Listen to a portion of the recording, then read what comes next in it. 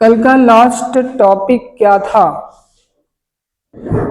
Last विभव चल रहा था ना।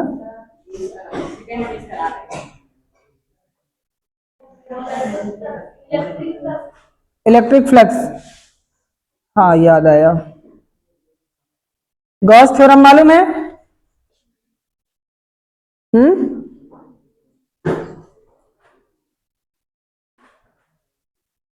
गॉस थ्योरम डेरिवेशन बताया कि नहीं बताया है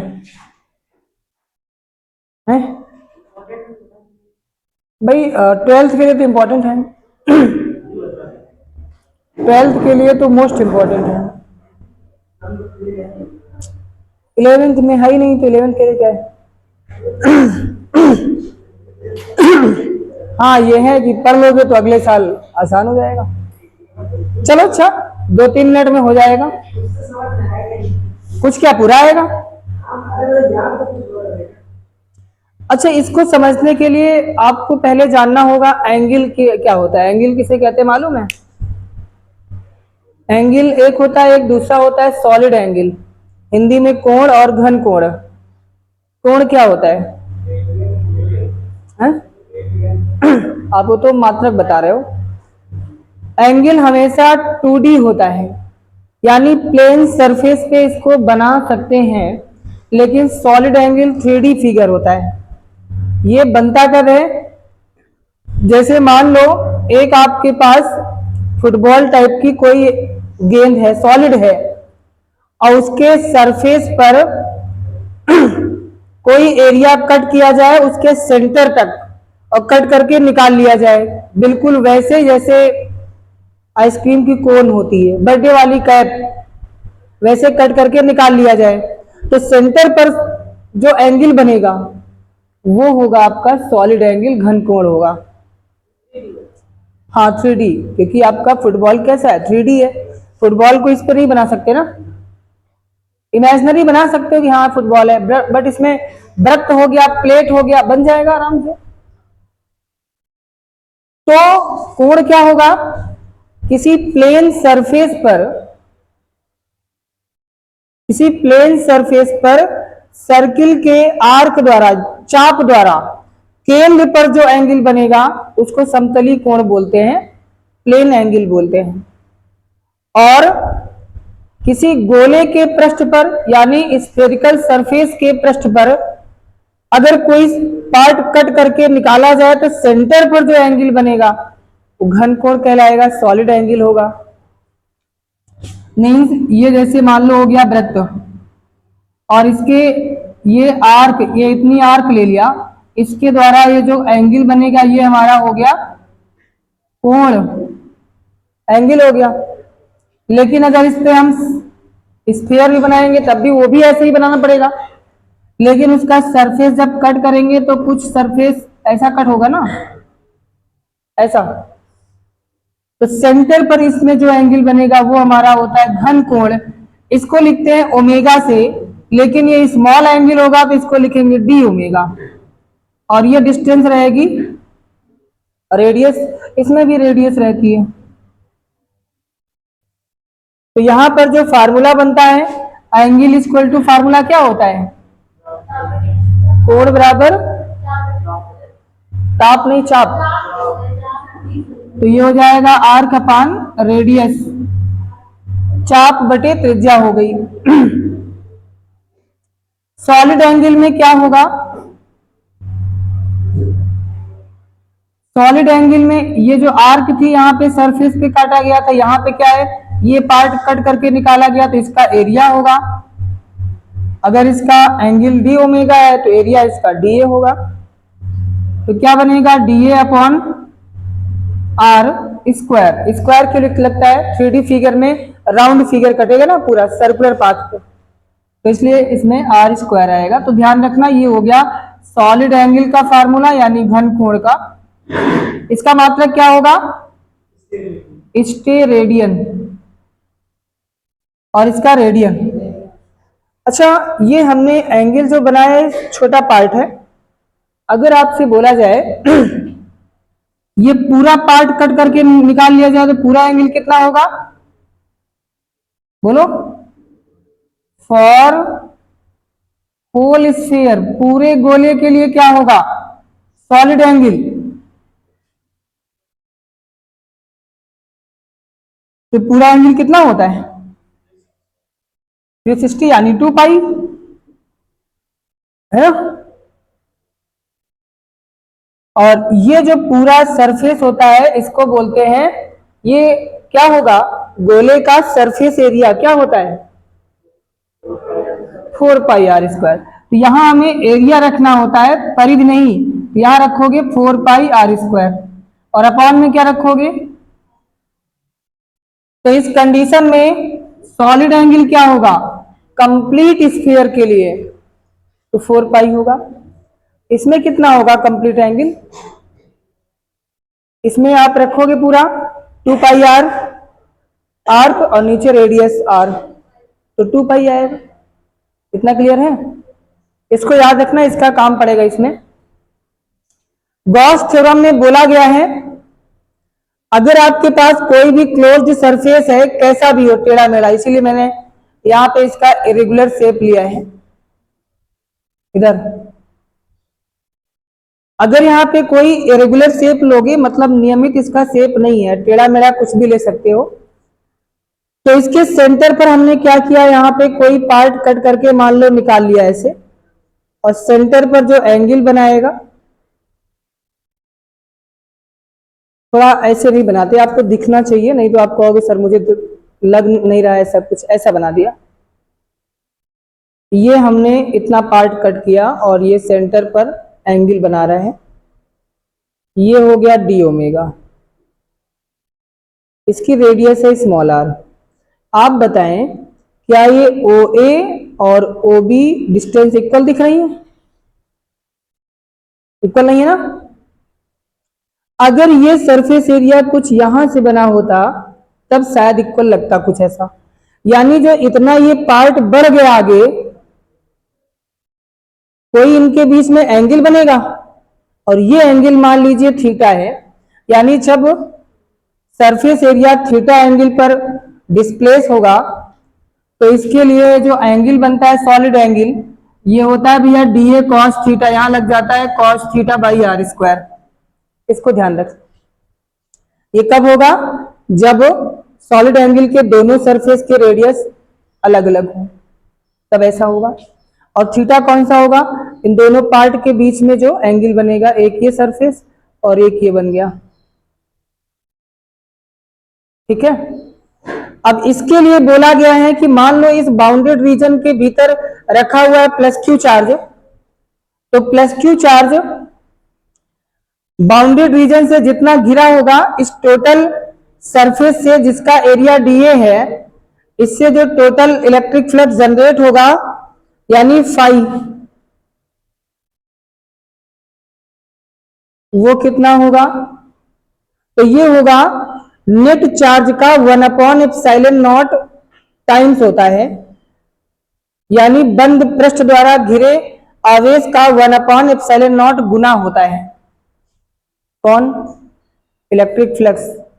तो बाउंडेड रीजन यानी कि बंद पृष्ठ, बंद पृष्ठ के लिए जो आवेश होगा वो कितना होगा, जितना सरफेस एरिया लिया है इससे जो भी फ्लक्स जनरेट होगा उसका 1/एप्सिलॉन नॉट टाइम्स होगा। ये गॉस थ्योरम है, क्या बनती है, Q/एप्सिलॉन नॉट।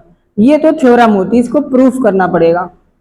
और पीछे हमने बोला था फाई इज इक्वल टू, अगर एरिया स्मॉल है तो इसी को हम लिखते हैं closed integral vector E dot D ए, मालूम है, ये भी तो लिखते हैं। अब अगर इसको प्रूफ करना है तो प्रूफ देखो क्या होता है भाई।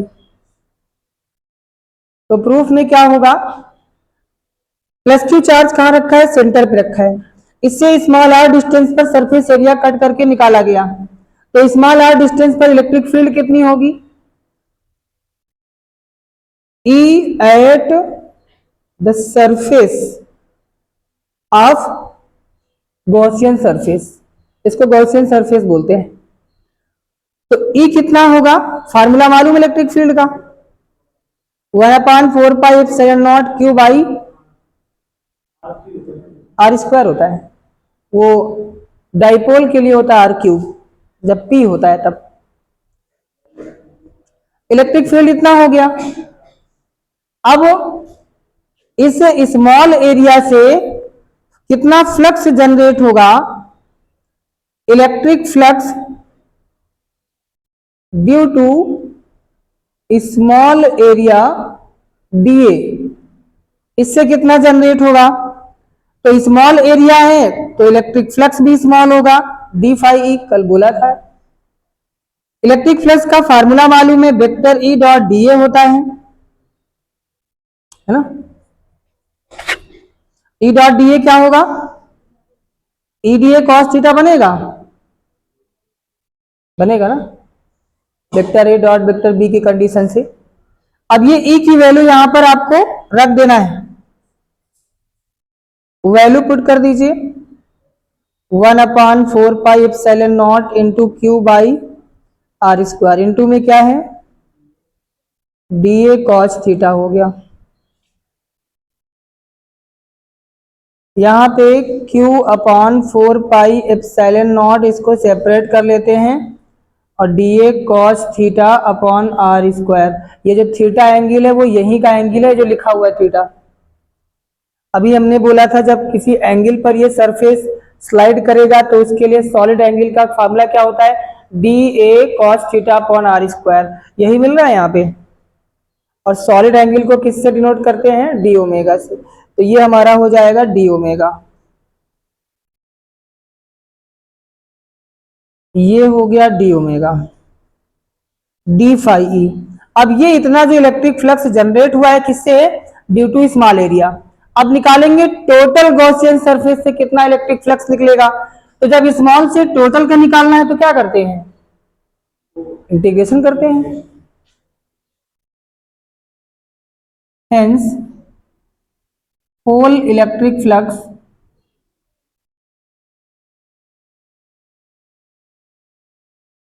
Due to total Gaussian surface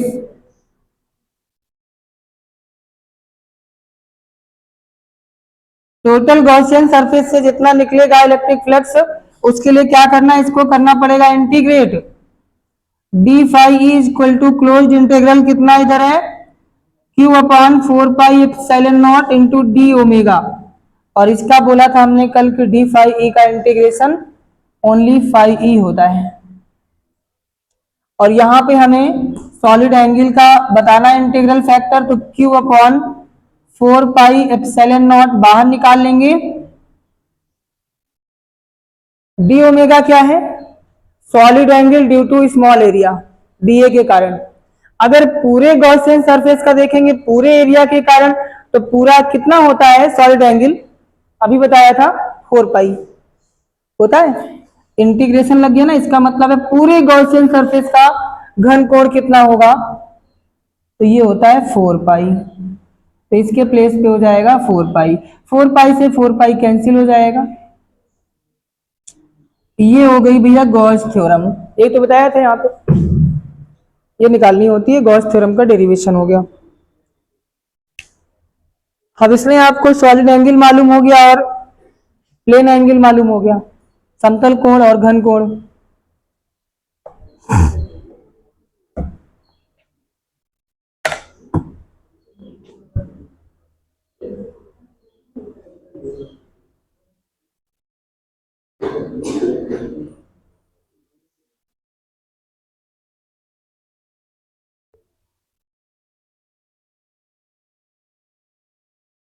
भैया इनको तैयार कर डालना, जो लोग इंटर में है उनके लिए तो बहुत इंपॉर्टेंट है, और जो लोग 11th में है उनके लिए भी है, बट बोर्ड एग्जाम के लिए नेक्स्ट ईयर काम आएगा, लेकिन ध्यान रखिएगा।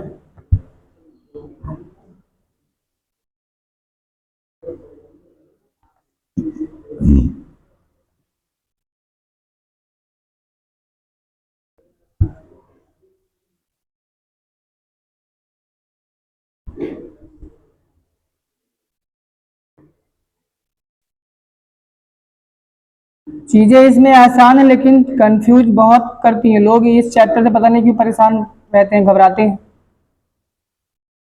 तो खाली क्या देख के, यही इंटीग्रेशन, क्लोज्ड इंटीग्रल, यही देख के घबराया करते हैं।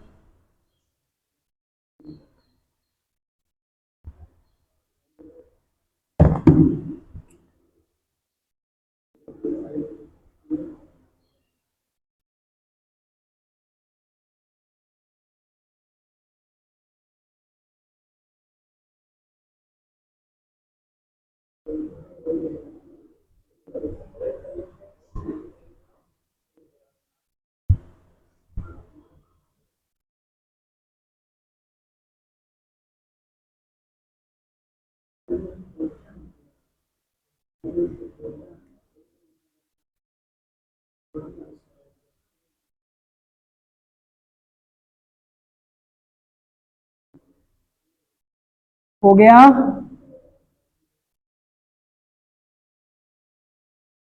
कुछ इसके एप्लीकेशन है गॉस थ्योरम के, उनको भी जानना है, 2 एप्लीकेशन पढ़ना है।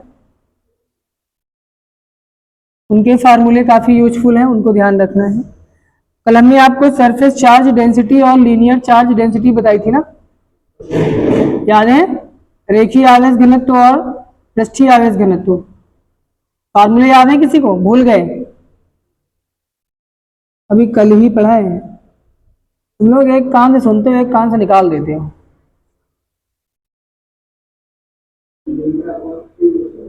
Lambda equal to Q by L था और sigma equal to Q by A था, और वॉल्यूमेट्रिक वाला क्यू बाई वी था, उसका यूज होगा यहाँ पे।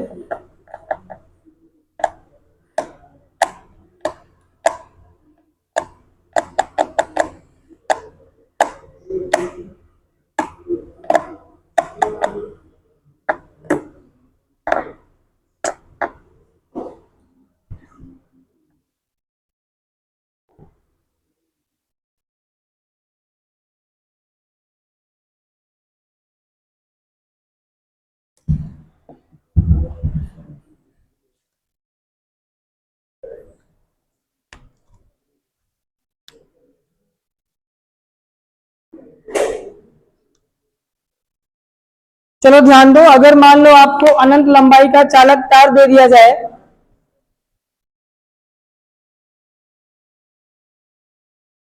अनंत लंबाई के चालक तार है? हाँ हो गया, गॉस थ्योरम हो गई वो। बस अभी इसमें कुछ कॉन्सेप्चुअल क्वेश्चन जो बनते हैं उनको बताना है कि कहाँ कहाँ से ये अभी गॉस थ्योरम ब्रेक होती है। थ्योरम तो हो गई, लेकिन इससे क्वेश्चन जब पूछता है तो ये कैसे ब्रेक होती है, जगह जगह पे चेंज हो जाती है, क्यों होती है, उसको भी बताना है। तो पहले एप्लीकेशन देख लो। अगर आपको दिया जाए कोई इनफाइनाइट लेंथ का वायर है, तार है, तो उस तार के कारण कितना वैद्युत फ्लक्स निकलेगा वो बताना है, यानी तार के निकट बताना है। Electric flux due to infinite length of wire, अनंत लंबाई के चालक तार के कारण क्या बताना है? वैद्युत फ्लक्स बताना है। तो जैसा हेडिंग है वैसा ही काम करना है। क्या बोला है? चालक तार कैसा है? अनंत लंबाई का है, इनफाइनाइट लेंथ का है। ये हमने ले लिया एक वायर। अच्छा, इसमें एक हेडिंग में एक चीज और जोड़नी है, अनंत लंबाई के यहां पे आवेशित कर देना है, आवेशित चालक तार के कारण, due to charge infinite length of wire, यानी जो वायर होगा वो चार्ज होगा। तो ये एक वायर हो गया, इस पर हम लेट कर लेते हैं, ये चार्ज है और इस पे पॉजिटिव चार्ज इक्वली डिस्ट्रीब्यूट है, समान रूप से इस पे पॉजिटिव चार्ज रखा हुआ है। अगर इस कंडक्टर में चार्ज है तो इसके चारों तरफ क्या होगा? इलेक्ट्रिक फील्ड होगी। और तार कैसा होता है? बेलनाकार, जैसा ये मार्कर है ऐसा ही तार होता है। जैसा इसका शेप है वैसे ही इसके चारों ओर मैग्नेटिक फील्ड, वो इलेक्ट्रिक फील्ड बनेगी, तो इलेक्ट्रिक फील्ड भी ऐसे ही होगी। तो कुल मिला के इलेक्ट्रिक फील्ड कुछ इस प्रकार से बनेगी, जैसे सिलेंडर तार के चारों तरफ ऐसे तो बनेगी, सर्कुलर फॉर्म में बन जाएगी इलेक्ट्रिक फील्ड। मान लीजिए तार से स्मॉल आर डिस्टेंस तक इलेक्ट्रिक फील्ड है और हेडिंग बोला गया है इस इनफाइनाइट लेंथ ऑफ वायर के कारण बताना है इससे कुछ डिस्टेंस पर इलेक्ट्रिक फ्लक्स कितना होगा। तो हम यहां पे क्या करते हैं, इसके सरफेस पर स्मॉल एरिया कट करके निकाल लेते, कहीं भी कट करके निकाल लीजिए। इसको बोलते हैं गॉसियन सरफेस। इसका एरिया स्मॉल एरिया डीए हो गया और इससे जो इलेक्ट्रिक फील्ड जनरेट होगी वो ई हो गई। इनके बीच में मान लो एंगल थीटा है, लेट कर सकते हो, बट आपको नहीं लेट करना है। क्यों नहीं करना है, दोनों सेम डायरेक्शन में है। सेम डायरेक्शन में है तो एंगल कितना होगा 0 डिग्री और cos 0 की वैल्यू 1 हो जाएगी, इसलिए उसको नहीं लेंगे। अगर मान लो ये एरिया इस कर्व्ड सरफेस पे ना कट करके हम ऊपर ये जो प्लेन सरफेस मिलेगा ऊपर इस पे कट करें तो ये हो गया इलेक्ट्रिक फील्ड और ये हो गया सरफेस एरिया। दोनों कैसे होंगे, परपेंडिकुलर, 90 डिग्री cos 90 की वैल्यू 0, तो यहां से कोई भी इलेक्ट्रिक फ्लक्स जनरेट नहीं होगा, ना यहां से होगा वैसे नीचे भी, इससे भी नहीं होगा। किससे मिलेगा, केवल वक्र पृष्ठ से मिलेगा, कर्व्ड सरफेस एरिया से जितना इलेक्ट्रिक फ्लक्स निकलेगा वही मिलेगा। तो इसको मान लेते हैं पॉइंट पी। चलो निकालते हैं इलेक्ट्रिक फ्लक्स यानी वैद्युत फ्लक्स एट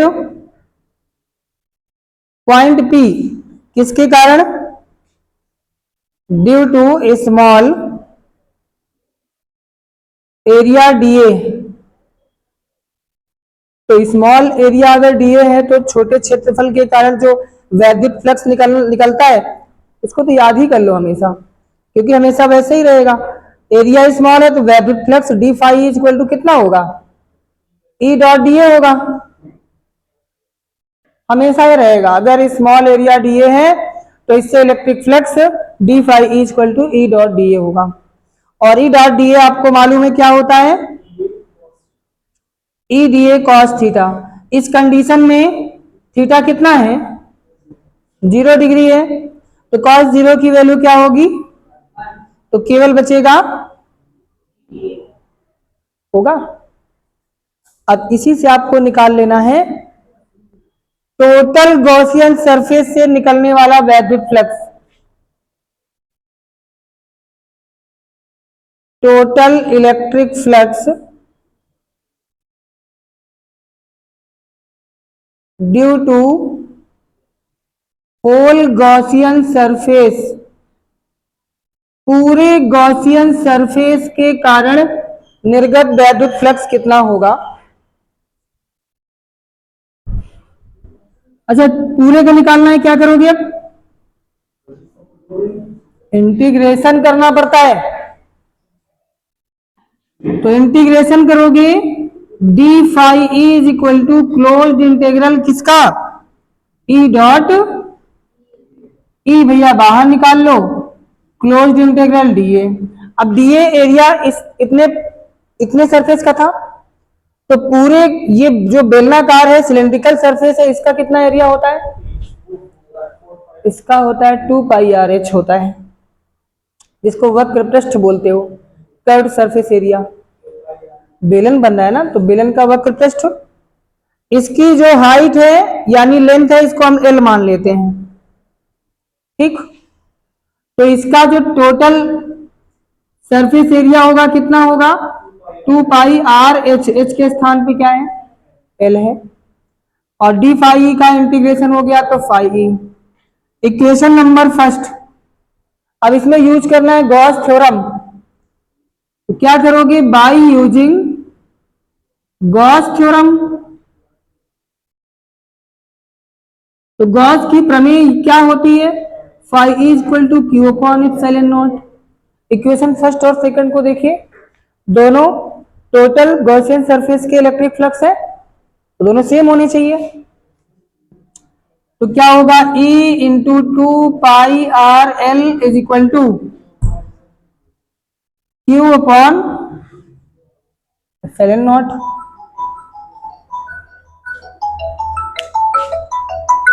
हेलो हेलो, क्या हुआ? चलो ठीक है, अच्छा। हाँ, ध्यान देना। अच्छा, यहाँ पे देखना, जो चार्ज था वो वायर की पूरी लंबाई में डिस्ट्रीब्यूट था ना। और कल बताया था कि जब किसी कंडक्टर की लेंथ में चार्ज बटा होगा तो वहां पर लीनियर चार्ज डेंसिटी होती है, मालूम है ना। तो यहां भी लीनियर चार्ज डेंसिटी होगी। यहां से आपको निकालना है भैया इलेक्ट्रिक फील्ड निकालना है, इलेक्ट्रिक फ्लक्स नहीं निकलेगा, वो तो हम यूज ही कर रहे हैं। इलेक्ट्रिक फ्लक्स तो ये हो गया। अभी जो आगे हम कर रहे हैं ये निकाल रहे हैं वैद्युत क्षेत्र की तीव्रता। यहाँ पे वैद्युत फ्लक्स के साथ साथ क्या मिलेगा? वैद्युत क्षेत्र की तीव्रता मिलेगी। पूरा कर लेते हैं इसमें। ये हो गया इलेक्ट्रिक फ्लक्स अनंत लंबाई के चालक तार के कारण। अब यहां से आप देखिए E इज इक्वल टू क्या मिलेगा, ये 2 पाई R L उधर ट्रांसफर कर दो तो 1/2 पाई एप्सिलॉन नॉट, ये भी है, इंटू क्या होगा Q अपॉन में R इंटू एल होगा। देखो ऐसा ही बनेगा ना, 2 पाई R L नीचे आ गया 2 पाई R L, और ये एप्सिलॉन नॉट भी नीचे। आपको हमने पीछे बताया था linear charge density lambda equal to क्या होता है, तो यहां से Q इक्वल टू क्या होगा, लैम्डा एल। Q के प्लेस पर रख दो लैम्डा एल, तो 1/2 पाई एप्सिलॉन नॉट Q के प्लेस पे lambda L by R L, L से एल कैंसिल हो गया, 1/2 pi epsilon naught into lambda by, ये इलेक्ट्रिक फील्ड हो गई due to infinite length of wire, अनंत लंबाई के चालक तार के कारण वैद्युत क्षेत्र की तीव्रता हो गई। और यहाँ पे ये है वैद्युत फ्लक्स। अगर न्यूमेरिकल आता है इस फार्मूले पे तो आपको 1/2 पाई एप्सिलॉन नॉट की वैल्यू तो नहीं पता ना, किसकी पता है? 1/4 पाई एप्सिलॉन नॉट की वैल्यू पता है। तो क्या करेंगे इसमें, आप 2 से मल्टीप्लाई डिवाइड कर दो, तो 2 से यहाँ पे नीचे मल्टीप्लाई करोगे तो 4 पाई एप्सिलॉन नॉट हो जाएगा, ऊपर मल्टीप्लाई करोगे तो 2 लैम्डा बाई R, और इसकी वैल्यू 9 × 10⁻⁹। तो भैया जब न्यूमेरिकल आएगा तो इसको यूज कर लेंगे, ठीक, नोट कर लीजिए।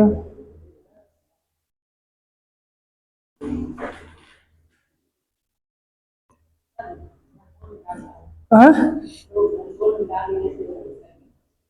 घनकोण बता दें? अरे घनकोण तुमको कैसे मिक्स हो रहा है, इसका मतलब तुम्हारा दिमाग मिक्स हो रहा है इसी में।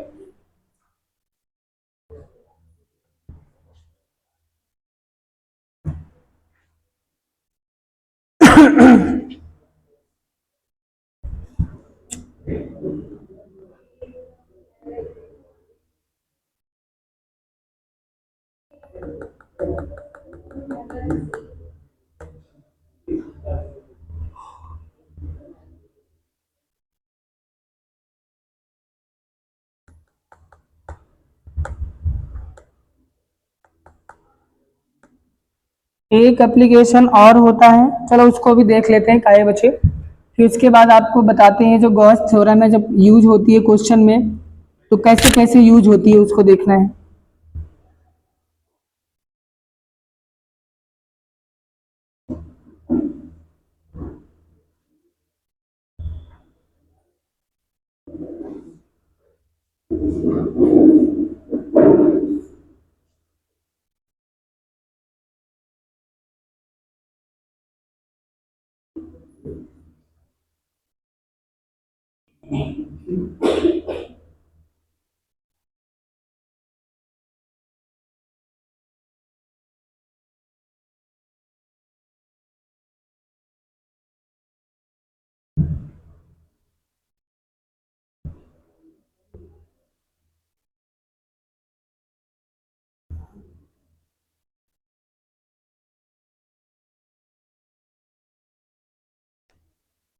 जीआईसी स्कूल अब की बार ड्रेस बढ़िया निकाला है ना। मतलब कहीं भी रहो कोई आपको ये नहीं का बोल सकता कि आप गवर्नमेंट स्कूल के हो, प्राइवेट स्कूल की ड्रेस है। वो नहीं आपको पहचान पाएंगे,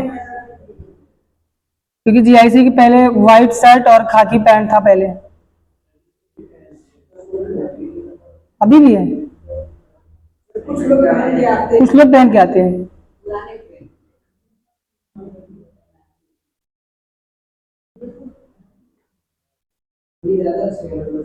केवल एक काम हो जाए स्कूल में, एक आदमी देख रेख करने वाला हो स्कूल में, कौन कहाँ घूम रहा है, क्यों क्यों घूम रहा है, कैसे घूम रहा है।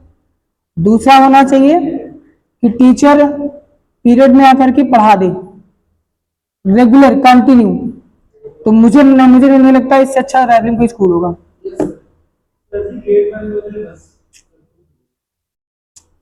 जब ये सब निगरानी करने वाला कोई होगा ना, तो आप वैसे भी नहीं करोगे।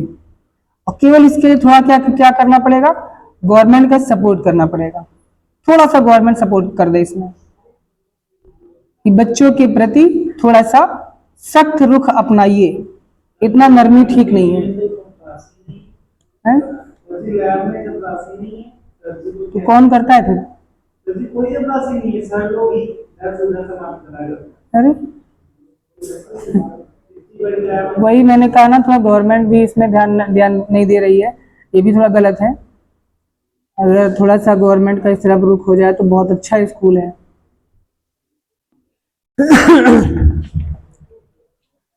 नहीं अच्छा है का?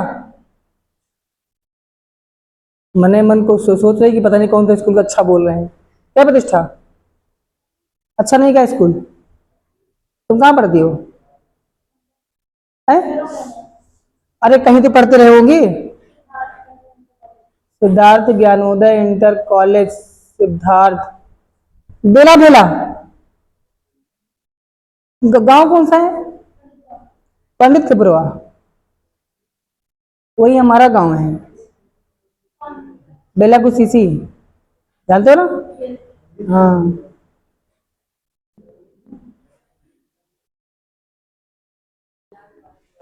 है? अरे नहीं मिटाएंगे भैया।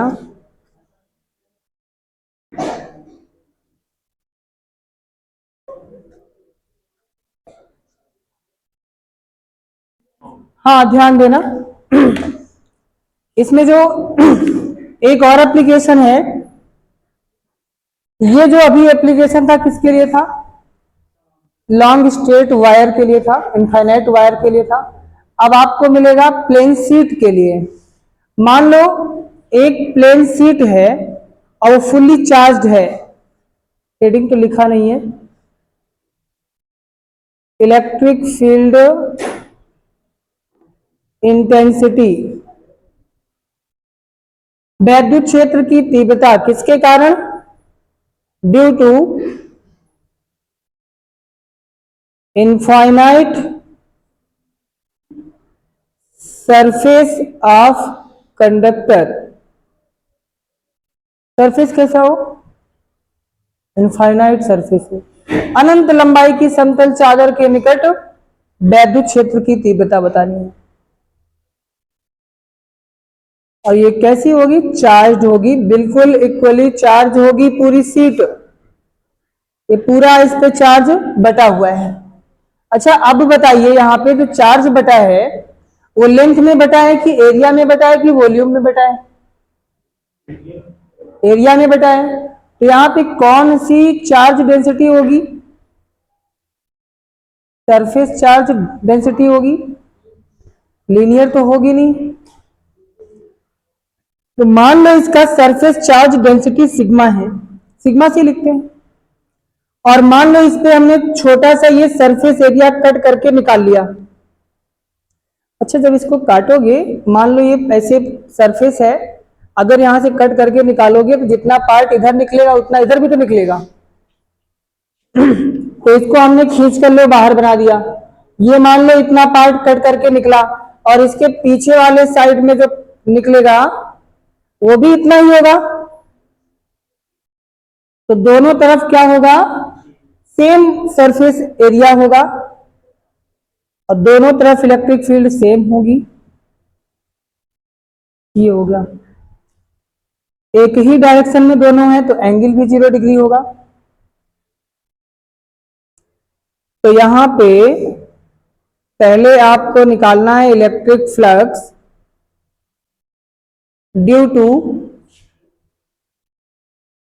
Both surface of small area DA.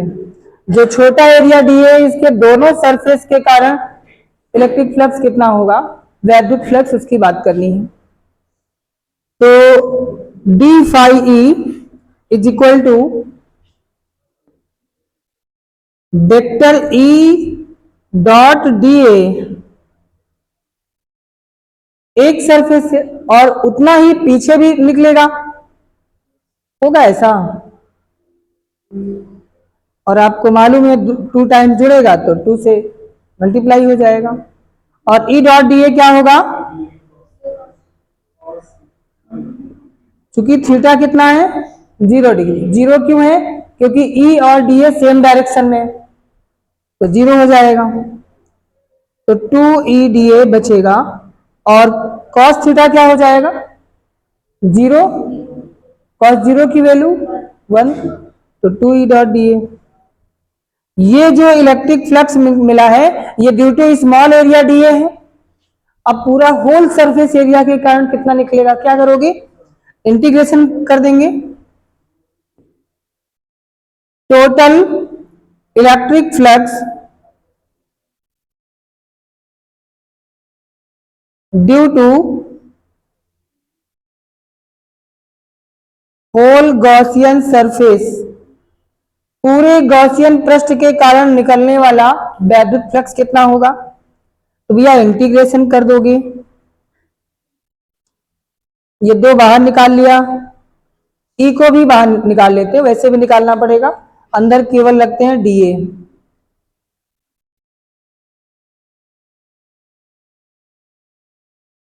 अब डीए सरफेस एरिया इसका है छोटे पार्ट का, तो पूरे सीट का एरिया कितना होगा, कैपिटल ए होगा। तो ये हो गया टोटल कैपिटल ए हो गया और इधर हो गया phi E. But according to Gauss theorem आपको मालूम है फाई ई इक्वल टू क्या होता है, क्यू अपॉन एप्सिलॉन नॉट हो गया। यहां पे पूरे सरफेस पर चार्ज बटा हुआ है तो सरफेस चार्ज डेंसिटी क्या होगी, फॉर्मूला बोलो, sigma is equal to Q upon, तो क्यू इज इक्वल टू यहां पे रख दो, तो फाई इज इक्वल टू जो क्यू अपॉन ए है यहां रखोगे आप क्यू के प्लेस पे सिग्मा ए, अपॉन में क्या है, ये हो गया इक्वेशन नंबर सेकेंड। अब by equation first and second को देख लो, समीकरण 1 और 2 दोनों इलेक्ट्रिक फ्लक्स एक ही सरफेस एरिया के हैं, यानी टोटल सरफेस एरिया के, तो दोनों इक्वल होंगे। यहां से है 2 यहां से ए से कैंसिल हो जाएगा, तो E is equal to sigma upon 2 epsilon naught. ये हो जाएगा प्लेन सीट के कारण वैद्युत क्षेत्र की तीव्रता। भैया ये हो गया गॉस थ्योरम हो गई, इससे पहले जो किया इनफाइनाइट लेंथ ऑफ वायर का। ये 3 हेडिंग ऐसी हैं बोर्ड एग्जाम में 100% मिलना है, रख के एकदम लिख के रख लो इसको, जो लोग 12th में एकदम याद कर लो, मिलेगा जरूर। और अभी हाफ ईयरली एग्जाम होगा उसमें भी मिलेगा आपको।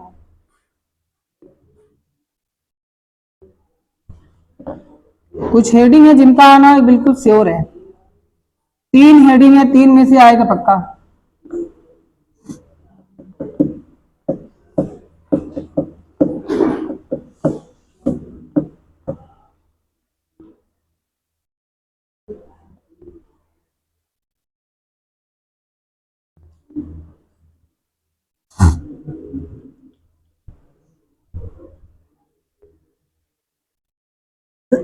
आज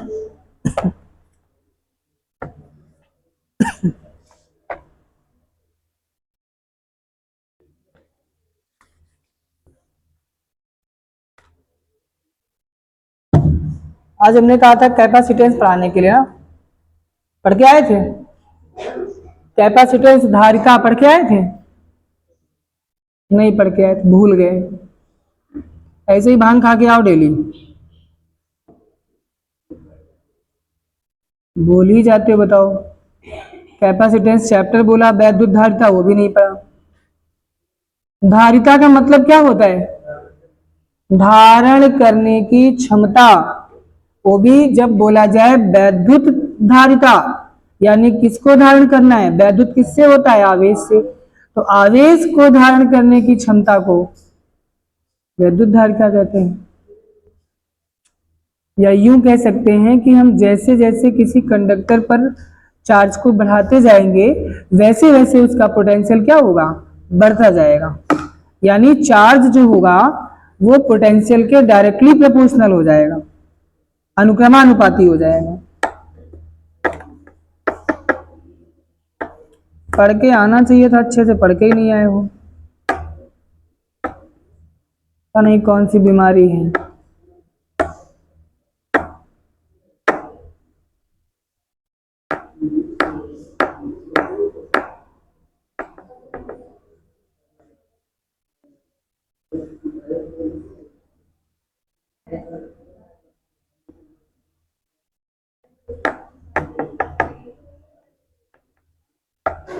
कौन बातें यही हो रही हैं? ऐसा बतिया लागत है, ऐसा लागत ससुराल में को बैठो है इनके यार। न शादी बे न कुछ बे, वहीं से छुट्टी नहीं पावत बतिया ऐसे।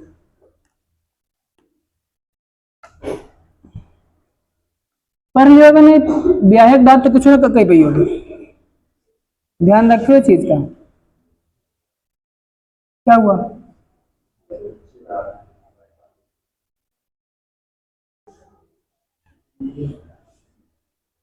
सिस्टम से काम हो रहा है।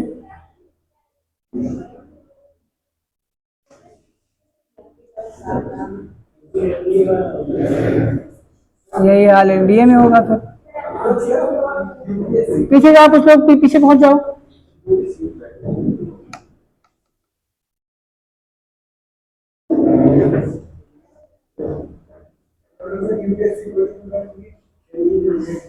किस किसी दिन चेकिंग होने वाली है, क्या है परेशान? बहुत जल्द।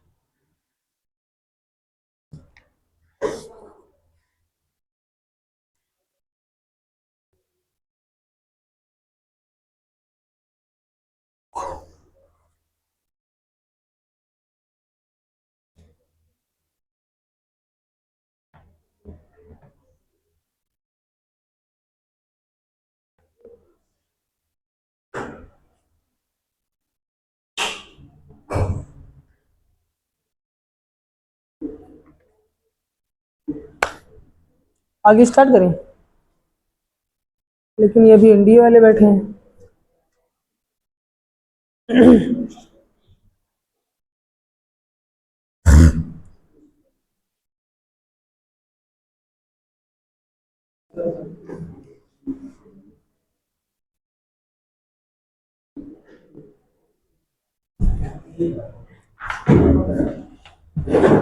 जाओ भैया, छुट्टी पा गए ना।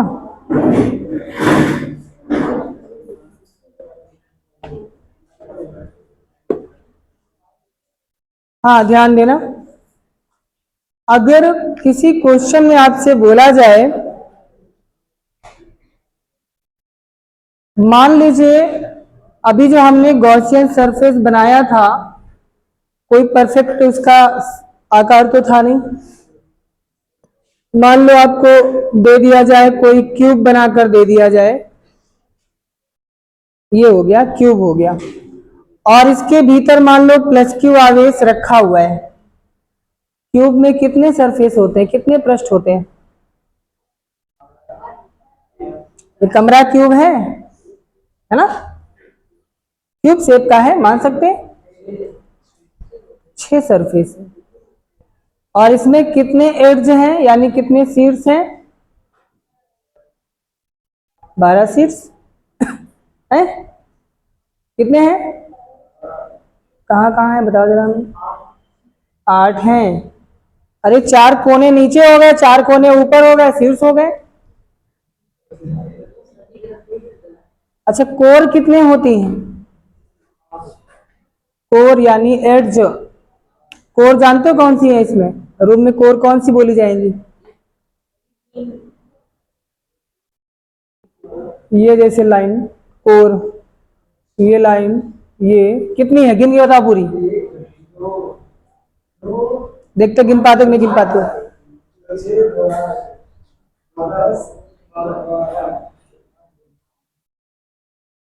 कितनी है? 12। तो इसमें कोर कितनी है? 12। शीर्ष कितने होते हैं? वर्टेक्स कितने हैं? 8। पृष्ठ कितने हैं? 6। अब पेपर में आपसे पूछेगा घन के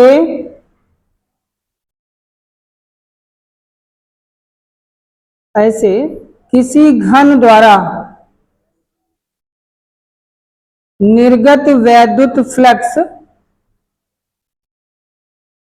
इसका मतलब क्या है? पूरे घन का पूछ रहा है ना।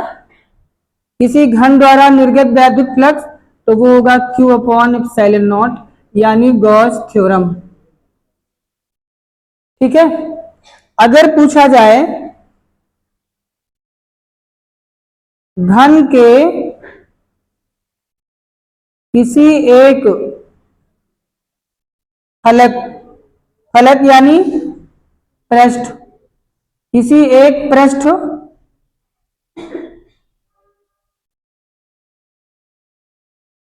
से निर्गत वैद्युत फ्लक्स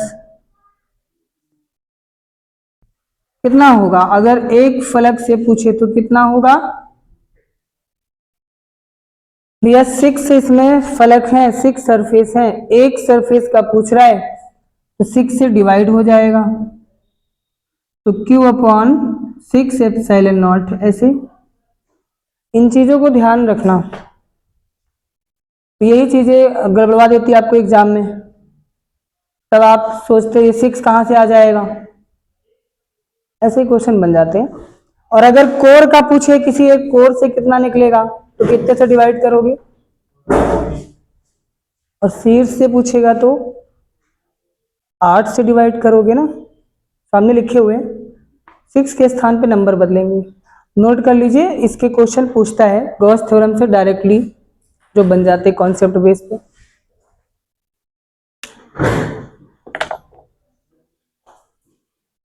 तुम कहाँ लेट हो जा तुम महाराज?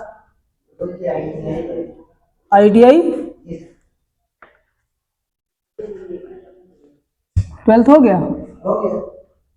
तो तुम तो GIC ड्रेस पहने हो हैं? दोनों के सेम है? अरे वाह, तो तुम तो खाली टाई खरीद लो बस। पूरी ड्रेस ली? ओ,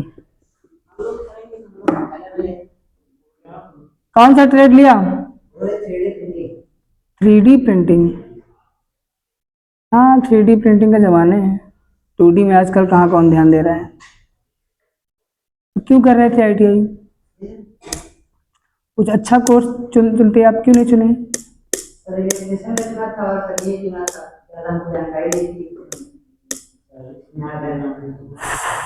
फिटर कर डालो उससे, ITI में फिटर। कोई बात नहीं है, फर्स्ट ईयर है, फिटर कर लोगे, अच्छी खासी जॉब मिल जाएगी। किसी घन द्वारा निर्गत वैद्युत फ्लक्स। हमारी लिखावट बहुत सुंदर है इसलिए ठीक है। थोड़ा तो दिमाग लगाओ, माथा पच्ची करो थोड़ा सा। देखो, 2-3 कोर्सेज हैं, बहुत अच्छे होते हैं, जिनको करने के बाद आप आफ्टर 12th आप आसानी से जॉब पा सकते हो, गवर्नमेंट नहीं प्राइवेट। जैसे पॉलिटेक्निक में, जैसे मोस्टली लोग पॉलिटेक्निक का फॉर्म भरते हैं तो ग्रुप ए भरते हैं, सब ग्रुप ए भर देते हैं, क्योंकि और किसी ग्रुप के बारे में पता ही नहीं किसी को। ABCDEFG पूरे के तक ग्रुप बटे हुए हैं पूरे। तो आपको ग्रुप ई भरना है या ग्रुप के से भरिए एक बार पॉलिटेक्निक। जैसे पॉलिटेक्निक होता है 10th क्लास के बाद हो जाता है ना, लेकिन ग्रुप के से भरोगे तो उसमें 12th के बाद होता है। और होता क्या है, एयरक्राफ्ट मेंटेनेंस इंजीनियरिंग का कोर्स होता है, उसमें आपको जहाज बनाना सिखाया जाएगा। आप इंजीनियर बनोगे तो छोटी मोटी चीजों को नहीं बनाओगे, सीधा आप प्लेन बनाओगे। और पूरे यूपी में केवल एक ही कॉलेज है लखनऊ में, कहीं दूर नहीं है, पास में है, और उसकी केवल सीट है 60, यानी रैंक आपकी 60 के अंदर आनी चाहिए। लेकिन ये भी जान लो, नाम आ गया तो नौकरी के लिए आप बिल्कुल टेंशन बंद कर दो, आराम से मिलेगी। भाई 60 लोग हैं तो उनका सिलेक्शन नहीं होगा तो किसका होगा? और उस कॉलेज के अलावा और कोई कॉलेज भी नहीं है। क्यों नहीं है? क्योंकि भैया जो कॉलेज खोलेगा वो प्रैक्टिकल के लिए पहले खरीदे प्लेन, अपने कॉलेज में रखेगा प्लेन, तभी तो प्रैक्टिकल करके दिखाएगा बच्चों को। और कौन कौन खरीद पाएगा प्लेन को? इतनी क्षमता कहाँ हो पाएगी? खरीदने के लिए खरीद सकते हैं? अरे नहीं भैया, फीस नहीं फिर ज्यादा महंगी। जितने में यहाँ प्राइवेट स्कूल में इंटर की फीस है, उससे कम में तुम्हारा पॉलिटेक्निक हो जाएगा है? नहीं, इसकी तो फीस कुछ नहीं है, प्राइवेट स्कूलों की बात करें तो। एयरक्राफ्ट मेंटेनेंस इंजीनियरिंग है, ठीक है। फार्मेसी का कोर्स होता है पॉलिटेक्निक से, जैसे आप लोग डी फार्मा करते हो, तो अभी तक आपको शायद पता नहीं होगा कि पॉलिटेक्निक से भी डी फार्मा होता है, पॉलिटेक्निक से भी डी फार्मा होता है, वहां से कर लो। और फैशन डिजाइनिंग के कोर्स हैं, टेक्सटाइल के हैं, मल्टीमीडिया के हैं, कंप्यूटर के हैं, कंप्यूटर साइंस, बहुत सारे कोर्स है पॉलिटेक्निक में। एक बार आप एनालिसिस तो करिए। लेकिन तुमको बोला क्या गया? ग्रुप ए खाली बोल दिया गया। कौन सा? उसमें ऑटोमोबाइल्स, इलेक्ट्रॉनिक्स, मैकेनिकल्स, ये सब बोला गया। इन सबको छोड़ के उनमें जाके एक बार देखिए, अच्छी खासी जॉब मिलती, क्योंकि उनको कोई नहीं करता, किसी को जब पता नहीं तो कौन करेगा। और जहां पे डिमांड होती, भैया हमको ये डिप्लोमा वाला चाहिए, ले कोई है ही नहीं है। एक बार करो तो सही, फॉर्म भरिए आप। पॉलिटेक्निक में नाम लाना आसान ही होता है, आसान से आ जाता है, लेकिन ग्रुप के का एग्जाम बीट करके दिखाओ, उसमें आप लाके दिखाओ एयरक्राफ्ट मेंटेनेंस इंजीनियरिंग में। और अब तो नहीं होता है, अब मुझे पता नहीं अब होता है कि नहीं होता। पहले हम लोग के टाइम पे देखना, सर्च करके गूगल पे, अभी होता है कि नहीं होता, अब तो मैंने ध्यान दिया ही नहीं है। 12th के बाद एक नौकरी आती है जिसका नाम है SCRA। नाम सुना है किसी ने? नहीं सुना? हमने एक बार फॉर्म अप्लाई किया था जीवन में, फिर कभी नहीं किया। SCRA क्या है? इसका पूरा नाम है special class of railway apprentice. इसको पास करिए, पास करने के बाद आपका रेलवे में स्पेशल क्लास के लिए अप्रेंटिस होता है और आपको जॉब ऐसी मिलती है, समझो जैसे आईएएस ऑफिसर की जॉब। आपके अंडर में कई सारे स्टेशन होंगे, लगभग हजारों आपके अंडर में कर्मचारी काम करेंगे। एक आपको आईएएस वाली फीलिंग आएगी रेलवे डिपार्टमेंट में। और रेलवे में जो बड़े बड़े अधिकारी होते हैं ना, बड़े बड़े अधिकारी, ठीक, जेई वेई नहीं, ये तो छोटे होते हैं।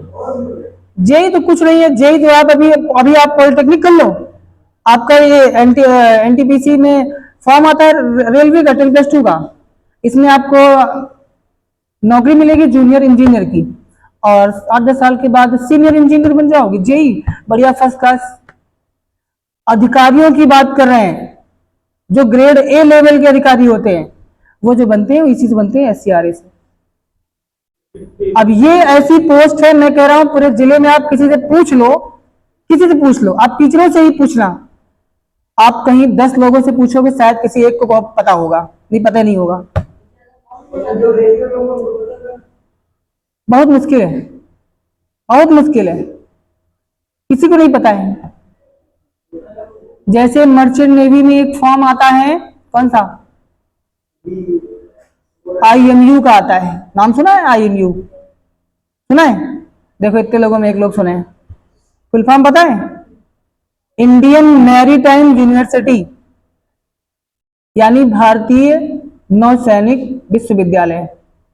इसका फॉर्म अप्लाई होता है 10+2 के बाद, और 10+2 के बाद यही आप इंटर में, इसीलिए आपको बता रहे हैं कि लाइफ में अगर कुछ करना है तो अभी इसी साल सोच लो हमें किस चीज का फॉर्म अप्लाई करना है।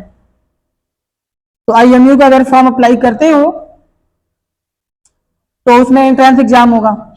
एंट्रेंस एग्जाम अगर आप बीट करते हो तो इंडिया के टॉप कॉलेज में आपका एडमिशन होगा। और दूसरी चीज, पूरे इंडिया में केवल 3 कॉलेज हैं, पूरे इंडिया में, चेन्नई, मुंबई और एक और है, मुझे नहीं मालूम है, 2 मालूम है मुझे। यहाँ एडमिशन होगा, पूरा फ्री ऑफ कॉस्ट पढ़ाई है, रहना खाना सब फ्री। उसके बाद वहाँ जो कोर्स होते हैं, जैसे कोर्स होता है डेप कैडेट का कोर्स होता है, मरीन इंजीनियरिंग का कोर्स होता है। इसको करने के बाद आपके पास अधिकारी वाली जॉब मिलेगी मर्चेंट नेवी में, पूरे शिप को संभालने की पावर होगी आपके पास। वो जो कैप्टन वैप्टन बनते हैं, इसी से बनते हैं, डेप कैडेट वाले सब कोर्स करते हैं। किसका? हाँ, तो पहले आपको कोर्स करना पड़ता है।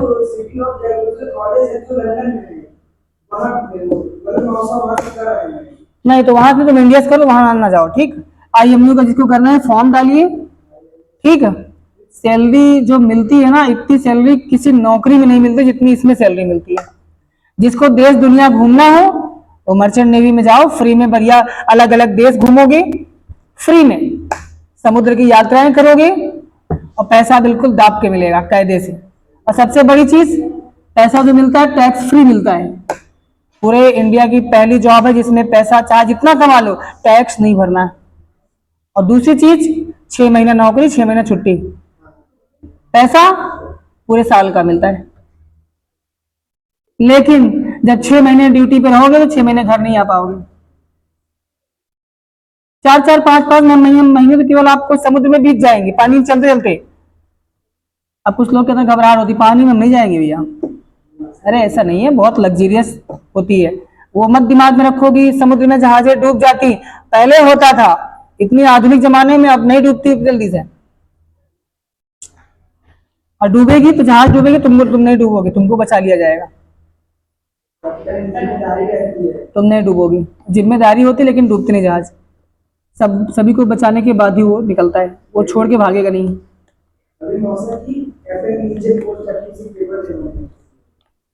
अब सैलरी कितनी होती है? कितने साल हो गए जॉब करते, कितने साल हुए? कितने साल? 4, 5, 6, 7 साल ज्यादा। हमारे एक मित्र हैं, वो उनको हो गए 9 साल जॉब करते हुए। इस समय उनकी सैलरी 7 लाख पर मंथ है। 7 लाख पर मंथ है। मानोगे? नहीं मानोगे। इतनी सैलरी किससे मिलती है? नहीं मिलती। अब सोचो, देश दुनिया आराम से घूम रहे हैं, पैसा इतना आ रहा है कि पूछो नहीं। एक साल में कितना हो गया? यानी अगर आप 10-15 साल नौकरी आप करते हो उसमें, तो हर साल 1 करोड़ रुपए कमाने का मौका मिलेगा। और इतना पैसा जिस दिन आप यहाँ किसी और नौकरी में कमाओगे ना, तो 1 करोड़ में मान लो 15-20 लाख का तुमको खाली टैक्स भरना पड़ेगा हर महीने, वो पूरे साल का। इतना टैक्स तो हमको लगता है बहुत लोग कमाते भी नहीं होंगे साल भर में जितना आप टैक्स भरोगे। वहां टैक्स नहीं भरना है, टैक्स फ्री सैलरी। क्या? किसी से भी हो, किसी से भी हो। मैथ के लिए अलग होती है, देखो वहां पे कोर्सेज अलग अलग है सब। ऐसा नहीं है कि जो मैथ से बायो से है, हम कहते आर्ट वाला है वो भी कर सकता है आराम से, सबके लिए कोर्स होते हैं। बस ये है, अगर इंजीनियरिंग कोर्स करोगे तो मैथ चाहिए, इंजीनियरिंग कोर्स नहीं करना है तो मैथ नहीं चाहिए। दूसरी चीज क्या है, मेडिकल कोर्स भी, और अगर एमसीए करते हो एमसीए कर लो, वो भी अच्छा है कोर्स है। एमसीए करने के 2 रास्ते होते हैं, एक 12th के बाद बीसीए करिए, उसके बाद एमसीए, ठीक है। और दूसरा रास्ता क्या है, 12th के बाद बीएससी करिए, उसके बाद एमसीए होता है। तो एमसीए करके क्या करोगे, क्या क्या बनोगे? आपके पास रास्ते कौन कौन से? एक तो किसी कॉलेज में कंप्यूटर के आप लेक्चरर बन जाओगे, टीचिंग की जॉब नहीं पसंद होगी, जानते हैं मारो गोली इसको। सॉफ्टवेयर इंजीनियर बनोगे, आईटी सेक्टर इतनी सारी कंपनियां हैं, किसी कंपनी में आप सॉफ्टवेयर इंजीनियर बनोगी। वो भी नहीं है, आपको मर्चेंट नेवी में जाना है, वहां भी एमसीए की जॉब मिलती है आपको बढ़िया अच्छी खासी, हर जगह मिलती है। एमसीए आजकल तो जानते हो कितना डिमांड है। और एमसीए में भी बहुत सारी कैटेगरीज है कंप्यूटर की, तो सीखिए अच्छे से कुछ। भैया मैं बता रहा हूँ, बीए, बीएससी, बीकॉम, ये 3 कोर्स ऐसे हैं, खाली नाम रहेगा कि आप डिग्री ले लिए हो, जीवन में कोनो मतलब नहीं है। अगर आपको इन डिग्री को दिखा करके कहीं जॉब मिल जाए तो हम मान लेंगे कि इन डिग्री को करने में सफलता है, ठीक है, सफल कहीं नहीं मिलेगी ना, बाकी इनके अलावा कोई डिग्री होगी तो दिखा करके जॉब मिल सकती है? करते कि है, शुरुआत से चला आ रहा है, लोग करते कुछ नहीं मिला, चलो बीए बीएससी बीकॉम कर लो। अच्छा कर सकते हो, और भी चीजें, जैसे बीएससी नाम लिया, बीएससी सिर्फ अकेला नाम नहीं है, बीएससी आईटी होता है, बीएससी नर्सिंग होता है, बीएससी एग्रीकल्चर होता है, इन सब में स्कोप है। नॉर्मल बीएससी में स्कोप नहीं है, बीएससी नर्सिंग में भी अच्छा स्कोप है, बीएससी एग्रीकल्चर भी ठीक है, बीएससी आईटी भी होता है, बीएससी इंजीनियरिंग भी होता है, नाम सुना है इसका, बीएससी इंजीनियरिंग भी होता है। बीटेक वीटेक फॉर्म भरने की जरूरत नहीं है, और बहुत सस्ते में हो जाएगा। पता कैसे? इंटर के बाद सीईटी का फॉर्म भरोगे कहीं एडमिशन के लिए, उसी में ऑप्शन खुलता है BSc IT, BSc engineering, BSc electrical, बहुत सारे कोर्स होते हैं बीएससी में। बीएससी इसमें लगा क्यों है? क्योंकि बैचलर डिग्री होती है। अब बीटेक करोगे 4 साल की, इसमें करोगे 3 साल, ये होता है। आप इसमें भी बनोगे इंजीनियर, जो लोग पॉलिटेक्निक करते हैं वो भी बनते हैं इंजीनियर, लेकिन इनसे आप अपर लेवल पे रहोगे। तो बीएससी में नॉर्मल बीएससी मत करिएगा, कोई प्रोफेशनल कोर्स करिए, जीवन में कुछ करना है तो। भले पैसा घर में नहीं है, आज 1 रोटी कम खा लो, लेकिन कोर्स कंप्लीट कर लो, पढ़ाई अच्छे से कर लो, आगे आप 10-10 रोटियां खाइएगा, ठीक। लेकिन अभी के लिए कुछ करिए, अब पढ़ाई में आप दिमाग लगाओ, जीवन में और कहीं से कुछ नहीं मिलेगा।